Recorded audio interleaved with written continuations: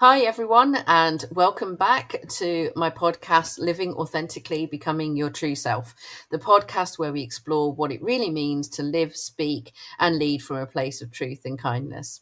I'm your host, as ever, Sue Whitaker.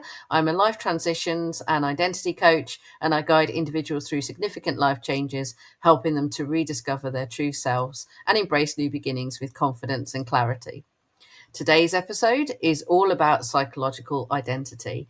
And what I mean by that is we're going to touch on some areas like self esteem, resilience, coping mechanisms, and some areas of mental and emotional health. To help me explore this topic a little bit more, I have a great guest speaker for you, Kate Howell, who left her corporate career and, like me, trained as an alternative therapist to actually help. And she's a clinical hypnotherapist here with me today. So, hello, Kate. How are you doing? I'm very well, Sue. It's a tricky surname. It's actually Hoyle, Kate Hoyle. Hoyle. That's fine. I get all sorts of pronunciations, so that's absolutely I, fine. lo- I love that I love that we've corrected each other on that because I absolutely would want to. So Kate Hoyle, brilliant. Okay, no worries at all. So yeah, thanks for being here with me today. Oh, it's a I pleasure. I really appreciate it. And I guess one of the things that I really wanted to have a chat with you about, because I was quite curious to hear your story, was how it kind of started for you. So, how did you go from corporate to kind of where you are now? So, are you okay to sort of share your story with us? Yes, of course. And it's something I never expected. I'd had a long Yeah. and varied corporate career. And then, very sadly, my daughter was diagnosed with clinical anxiety and depression when she was only 12. Oh, And that's that quite led scary. very Mm. scary. And it led us on years of therapy and CAMS, the Child and Adolescent Mental Health Service. And the poor thing, if anything I was recommended, any form of holistic therapy, any form of therapy, I would take her off. We tried everything. And then I heard about this particular therapy that I use, hypnotherapy called RTT. And I liked the sound of it because it was very results driven. Mm. Because she would say to me, well, Mum, I've had someone to talk to, but it hasn't changed anything. Anyway, I found someone to work with her, and it was the only thing that really helped. And I was so blown away by the results, having seen so many attempts and so many things that didn't work, that I dropped everything, I retrained, and I've been doing it ever since and absolutely love it. That sounds brilliant. That sounds really good. So for those of us who aren't familiar with the acronym RTT, can you go into a little bit more detail about what that means and what? Because obviously, I don't know anything other than one type of hypnotherapy, and I don't know if any of our listeners will. But I remember seeing, oh, who is that? The really famous one. Paul McKenna? That's the one who basically just like goes sleep and then like makes them walk around like chickens or whatever and things like that. And, obviously there's some controversy around that, I'm sure, from some people, but that's the one that I think of when I think hypnotherapist. And I think a lot of people would, right? So yeah, could you tell us a little bit more about RTT and maybe just hypnotherapy for, us who have no experience whatsoever? I know this is something I come up against all the time. I bet People you do. think that I'm going to make them wandering around, clucking like chickens. And there's stage hypnosis, and Yes. that's not what this is. So that's Yes. something very separate. And in fact, they're very quick and clever about working out who they're going to put on stage. Um, and then there's really another two forms of hypnotherapy, which very unhelpfully are just called hypnotherapy. So Oh, yeah. yeah, you have one type where someone will take you into hypnosis, which is just a relaxed state, and they will put in what we call good suggestion, like Yeah. you're calm and you're confident and whatever it is, the positive things that you need to hear. The hypnotherapy I do is rapid transformational therapy, which pretty much does what it says on the tin. It was devised by Marissa Peer.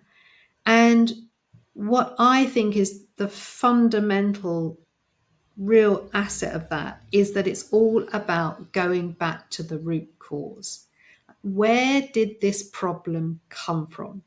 Because if you don't do that, to me, it's a bit like a doctor giving you a tablet for a symptom, but they never really figure out what's wrong with you because they didn't sort out what made you sick in the first place.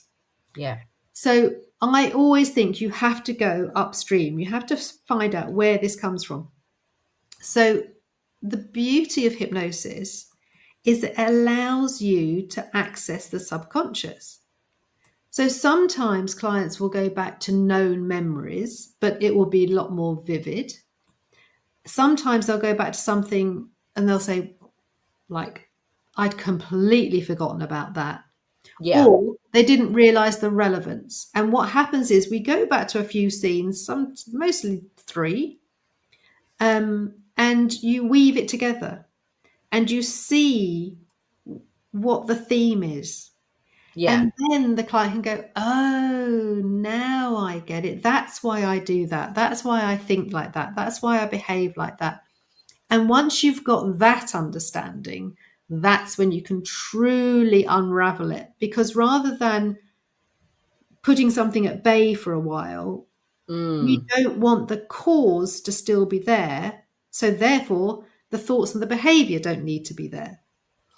And that's really it. That's really fascinating to me. I definitely appreciate you educating me on this because I think from a coach perspective, from my sort of perspective, a lot of the clients I have are normally, adults, older, more mature, etc. And they normally have life experiences. So they have that little bit more of a depth of life experience and their own identity, so that you can take them further back and they kind of can understand for themselves what they're seeing. Because I agree with you, it's the same sort of solution, but different ways of doing it. So I take them back to what they've seen before or what they Yeah. felt before, and it might be a traumatic experience, it Mm. might be a troubled childhood, it might be anything like that.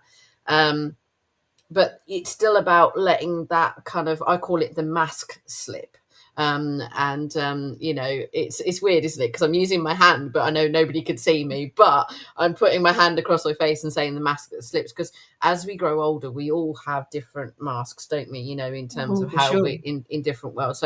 So what I tend to do is I tend to focus on some of my things like equine interactions and things like that, just to get people to drop the mask. Because when they're in a situation they've never been in before, their childlike identity starts to come out, their curiosity, their wonder, for any person of any age. And that's what I really like about those sorts of interactions. And again, it's so strange because we're coming at it from the same reaction, the same kind of intention to how to help, but just in very different ways. And I Yes, find that indeed. Yeah. fascinating. Yes. So do you think that that's why RTT works well with younger humans, children, etc., because it allows them to step back without having to have such broad life experiences? Or is it Yes. another reason, do you think? I What think do you... there's two reasons. One is because if you ask the child what's wrong, they'll usually say, I don't know. Yeah. And you ask them, where do you think this comes from? I don't know. Which is why they often talking therapy is very difficult, because it's the logical brain and it's a question that they don't know the answer to. But their subconscious does know the answer, because it doesn't matter what age we are, your subconscious has stored every single experience you've Yeah. had. Yeah. And so they still can go back to previous experiences, but not logically. So it allows them to find the answer for themselves. There's also a brilliant technique in the therapy where you can really tease out what's something trying to do for them. Because this is a really strange, you're going to love this, Sue. This is a strange concept, but Yeah, go for it. Yeah. if you have something that you don't like, your Yeah. brain thinks it's doing you a service. Otherwise, it wouldn't do it. So let's take anxiety.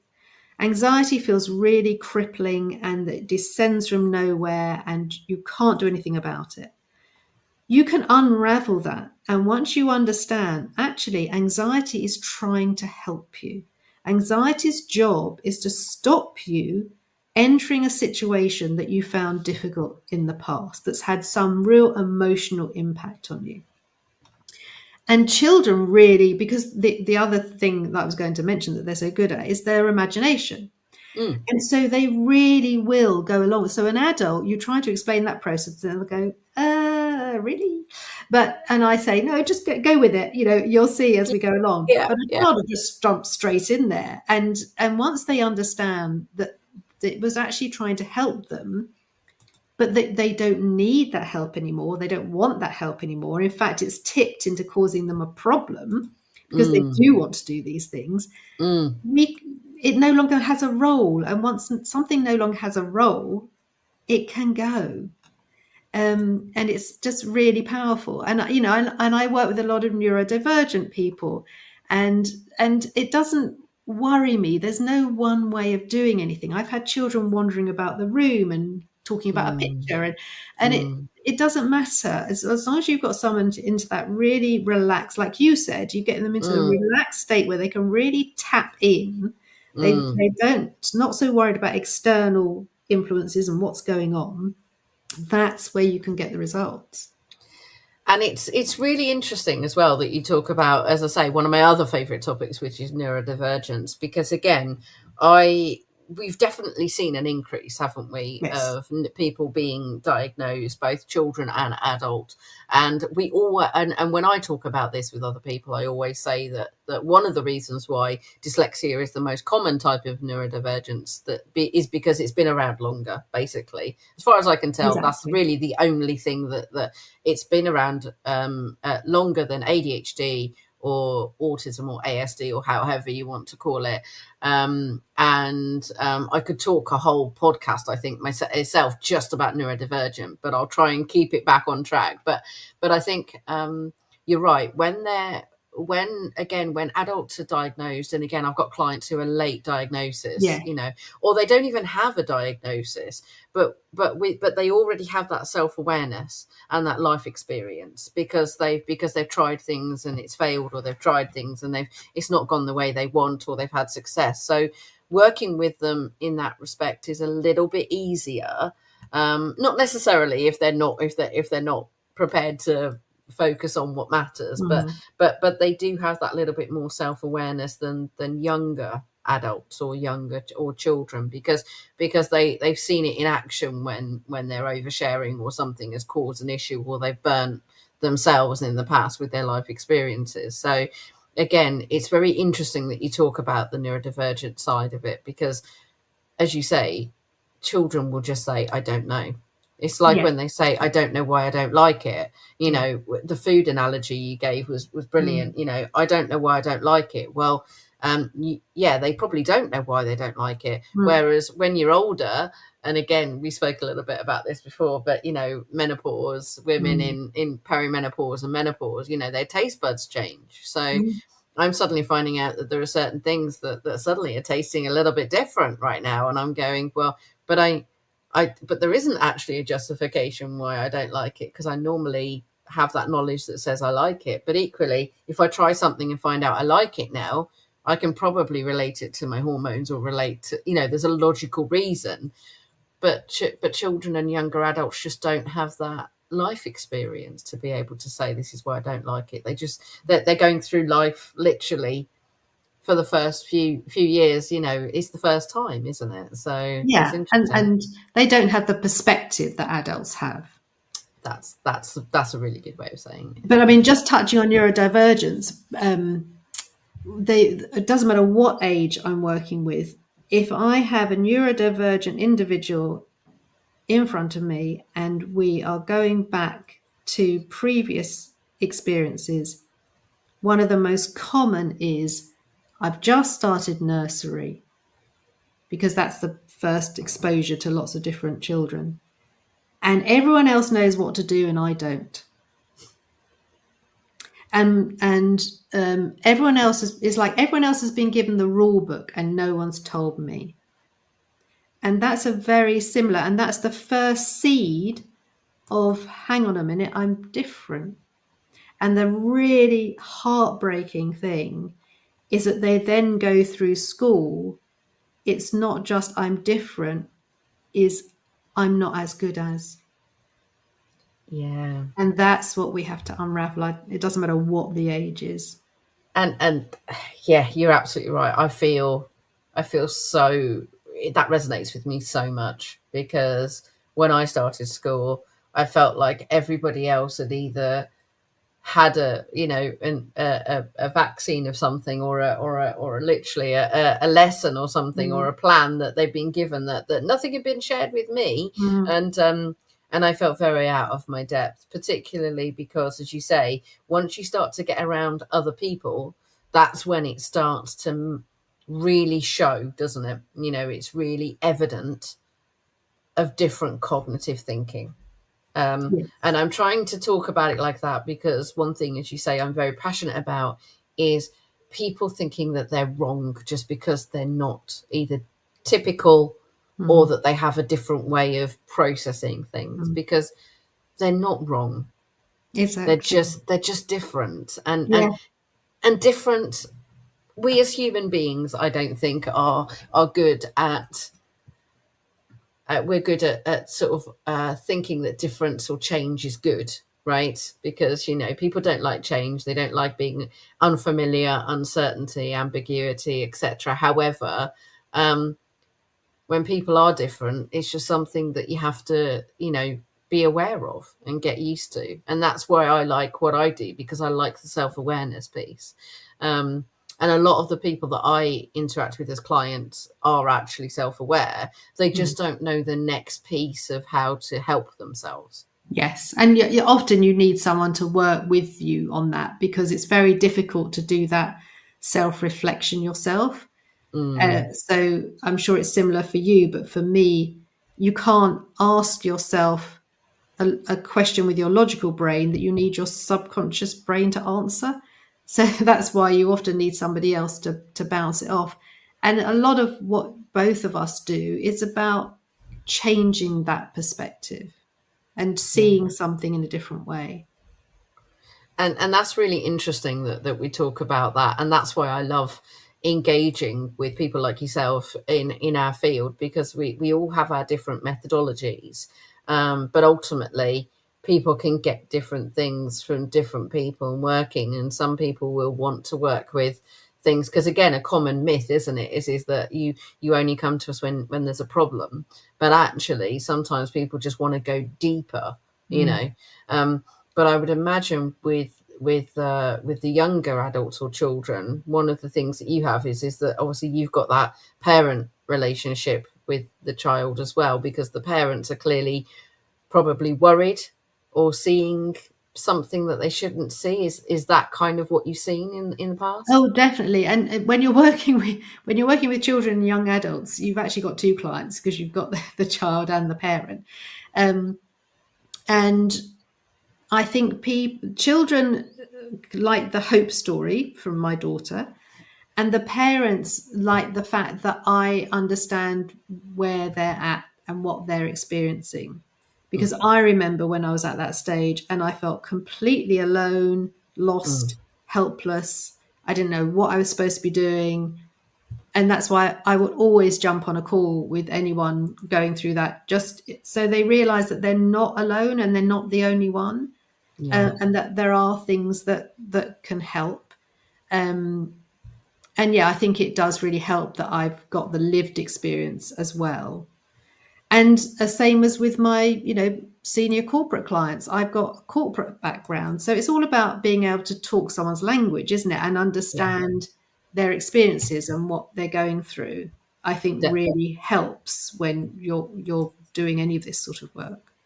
Definitely. And I think that the interesting part with corporate clients is, again, is there's always that little bit of ego, isn't there? And I would imagine it's similar with parents as well. Is that I need to be seen that I'm doing a good job, or I need to be seen that I'm succeeding. in my professional career or in my as a parent or whatever, and things like that. And people are very judgmental. If their child isn't doing well, it's seen as a reflection on their parenting abilities. And unfortunately, there are things like what we're talking about today, that it wouldn't matter what your parenting style is like if they've had a traumatic experience, unless you're going to wrap them up in cotton wool and never let them experience anything. Unfortunately, it's just a consequence of living, isn't it? So Yeah, and you're absolutely right. It's always, you take it as a reflection, definitely. I mean, I did, because my daughter, it was quite late when we came to hypnotherapy, and she had very poor school attendance, and it was really hard to take that decision that education had to take a back seat, and because you're just absolutely judged by that. Um, and that can be very difficult, and it's, how is your child doing and what stage are they at, and just to pick up on something you said, in fact, it doesn't even have to be something traumatic. We actually only need 3 negative experiences around the same thing to form a negative belief. wow, really, that just that little? That's all it takes. And so I deal with people that sometimes it's very big, severe trauma, and other times it's just repeated events that have caused a belief about who they are or what's going on in their world. And it's really important for parents to know and to have that reassurance that they're doing the best they can with all their previous experiences and beliefs. And it's very interesting with adult clients, they often don't want to be critical of parents. And I have to reassure them that this work is nothing to do with judgment. I'm really not interested in pursuing were they sort of good parents, bad parents. They were doing the best they could in those circumstances. What I'm interested in is what's the impact it had on you. And parents can be, for example, parents can be thinking they're doing the best in that they're taking their children to all sorts of activities, and they're, tutoring them and putting everything into their education. But for some children, that's not actually the answer, and that's not what they need at that time. So we all do things with the best intentions. It doesn't mean that that's the way they land. Yeah, and again, it's amazing you're talking, and I've got lots of different thoughts going on. I think we could talk about this for literally for a whole series myself. But what you talked about in terms of negative experiences, I mean, I would say, and again, I'm quite open about it, my mum had narcissistic traits, multi-generational trauma, and it seemed to have extended from my grandfather, which I only really got confirmation of by talking to my adult aunts and uncles, because my Mm, mum is one of three, later in life, so I wasn't sure, but I've suddenly started to have some things very, very recently that's come up. And I've gone, okay, so he was troubled. That was then learnt by my mum. And mm, then the way she parented me was effectively put me in cotton wool, wrap me up, let me never have any experiences. So when I did start having experiences as going to university, etc., I felt emotionally or psychologically much younger, mm. because I didn't know these sorts of experiences, and they were scary, but I also felt like I had to learn them, you know.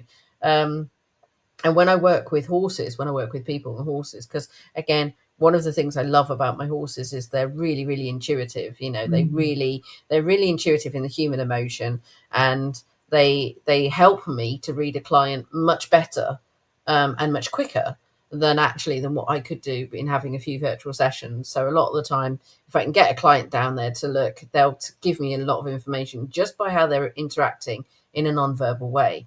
But again, a lot of people would say to me, I'm scared of horses. And then, as you say, they revert to either one instance as a kid, but again, it may have been multiple small things, like they went to visit a farm or whatever, and one of the horses, tried to have a carrot that they had in their hand or something, or whatever, or something very small. Or it could be something equally as traumatic as falling off the horse and having a back injury, which is Mm. actually what happened to me. And it took me a while to sort of literally get back on the horse, which I have done. But people share those kind of interactions with me, and it gives me, as you say, a bit of a mindset or a reframe as to what their limiting beliefs are, because people definitely have lots of limiting beliefs, and that's actually one of my episodes, again, where I talk about it myself, of sort of those sorts of things. So so talking about sort of helping younger adults, teenagers with anxiety, etc. One of the things that cropped up as well is the low self-esteem.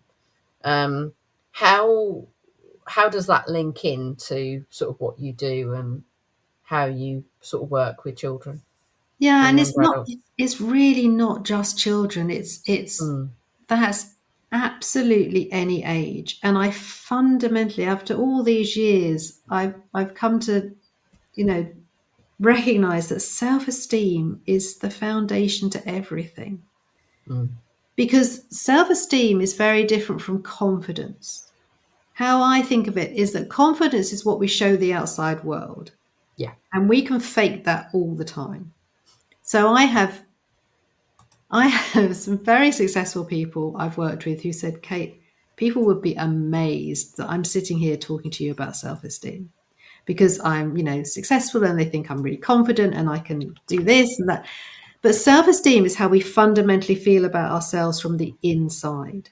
Mm, And that can carry through life. And unfortunately, the child that doesn't have good self-esteem becomes the adult that doesn't have good self-esteem, because these experiences don't necessarily have a timestamp.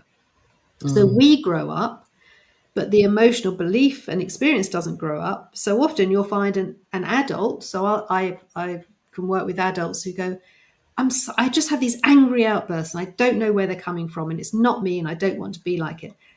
And it's the child. It's the mm, child's response. That's why it's mm, coming out like that, because that hasn't been dealt with as the child. So the self-esteem work is, if I could do that for everybody, if I could go into yeah. schools and do that for everybody, because once you feel secure within yourself, it opens up everything else.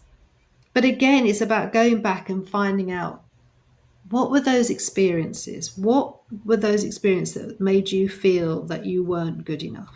Mm, And mm, then changing them. And the great thing you can do at any stage is the child has no option. The options are very limited. Yeah, I'm different. Oh, that means I'm not as good as. yeah. Um, Yeah. you know, I'm not very safe, and there's nothing I can do. I can't leave this environment. Yeah.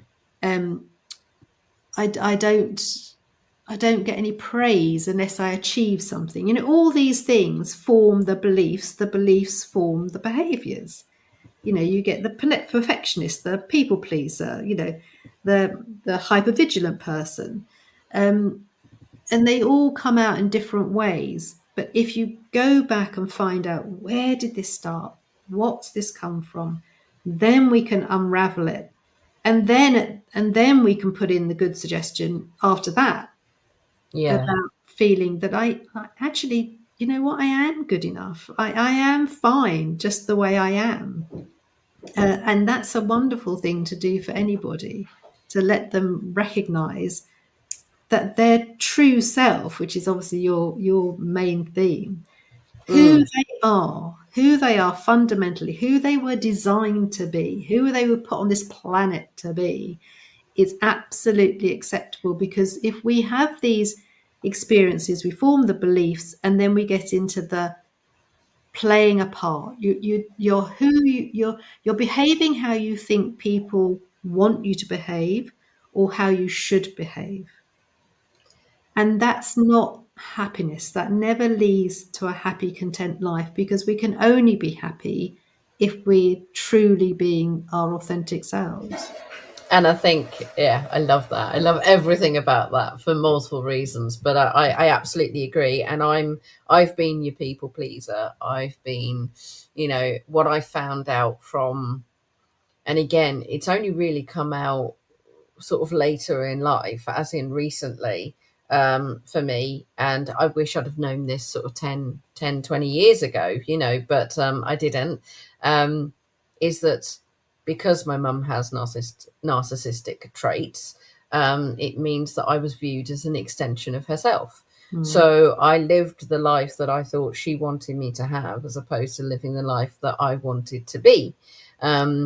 Which means that I've actually had to question almost practically every part of Mm. my identity, from personal, psychological, social, spiritual, etc., and realize that actually there were little bits that came in, like I naturally preferred certain things over certain other things. And I Mm. don't want to give too much away for my later episodes, but I will talk about each and every one of them. But for me, it was only when my mum got more ill and her influence has diminished Mm. that I've actually suddenly realized that my identity is something very, very different. And I've actually had my own therapy sessions to talk Mm. about things like that. And again, a lot of what you're talking about is very similar. I mean, obviously we've been talking about it because I've got experience, I've got evidence, I've got factual information from what I've seen and heard. But when I was a child, it was very damaging. And I actually knew, I think I had that self awareness when I was young, because something said to me, you need to get out. Mm. Something actually said to me, you need to get away. Um, and that was really difficult for me. I actually had to talk to my dad and say, this doesn't feel right. This doesn't feel safe. Mm. I feel smothered. I feel limited. I feel, like I'm on a bungee cord that's way too short.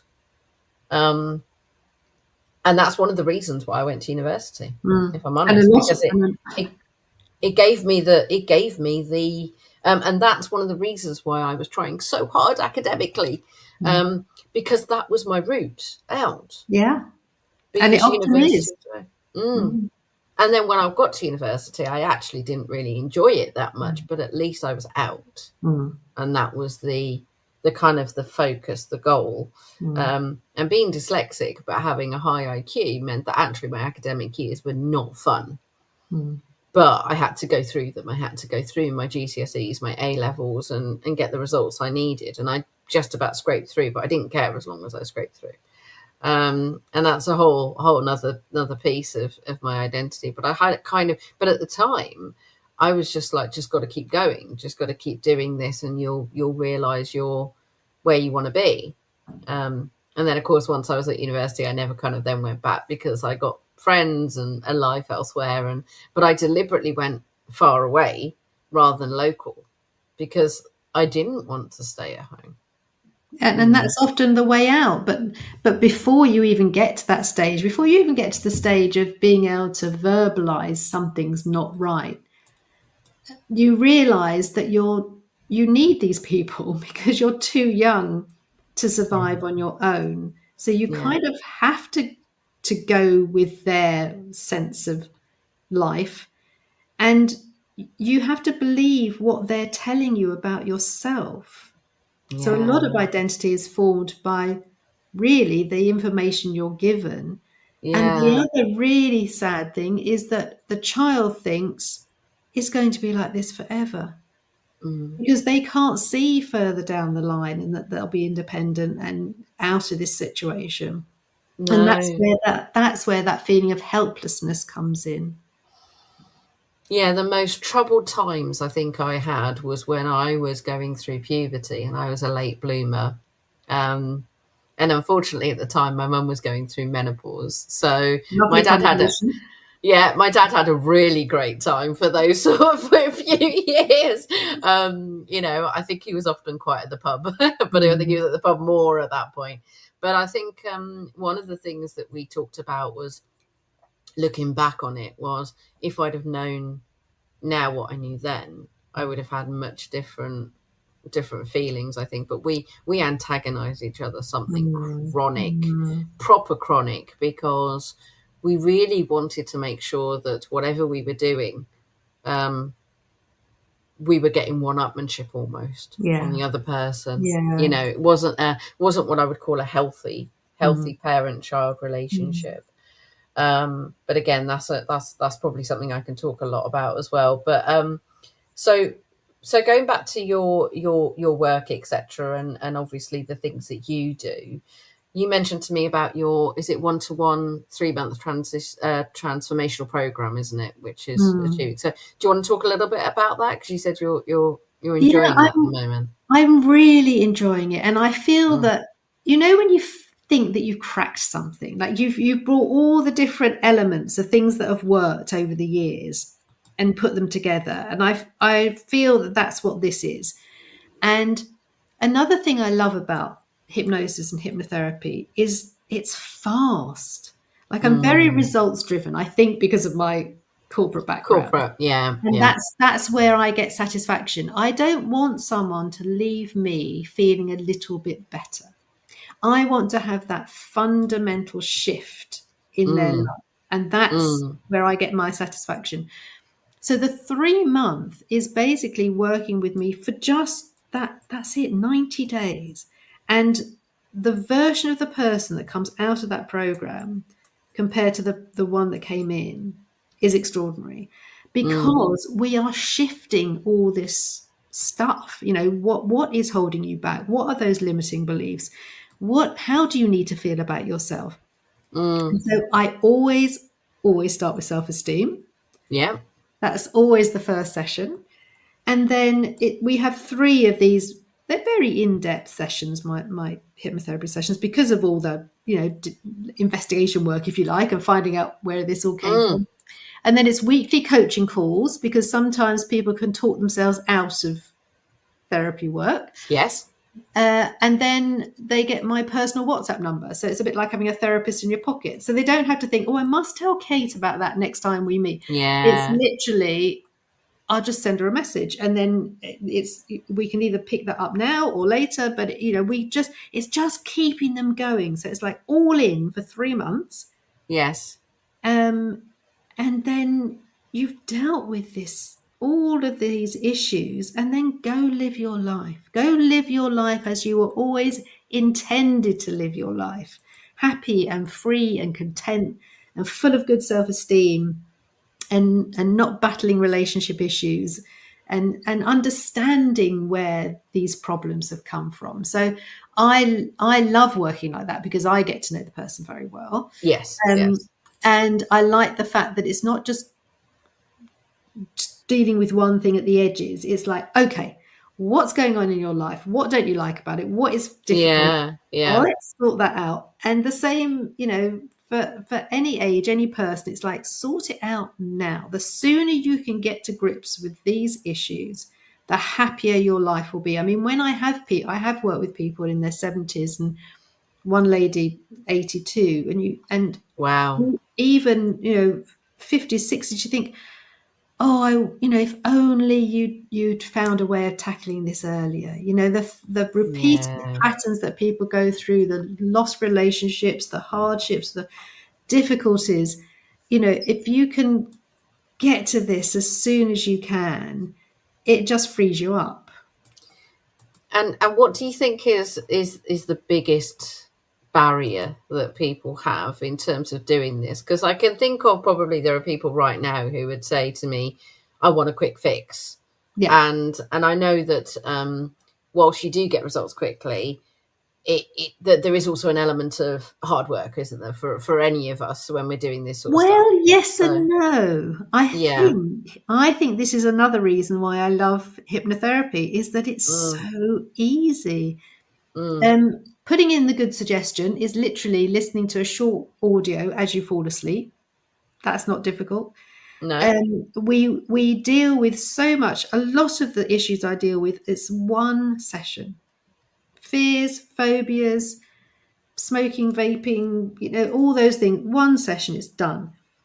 And so you're just in it for that session.